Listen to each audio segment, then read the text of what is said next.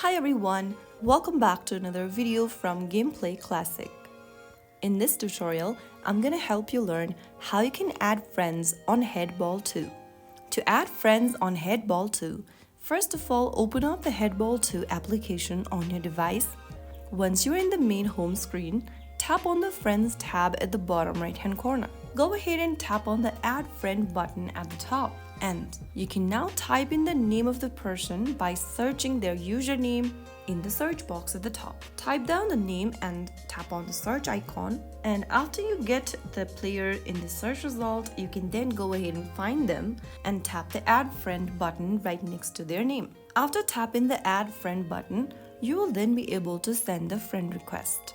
Once they accept your request, they will be added to your friend list. You can also add friends by connecting with your Facebook account. Go to the Friends tab at the top left and click on the Connect button at the bottom. In order to connect to Facebook, you will need to go ahead and spend 10 diamonds. Connect to your Facebook account with HeadBall 2 and you will also be able to add friends from your Facebook list. That was how you can easily add friends in 8Ball 2.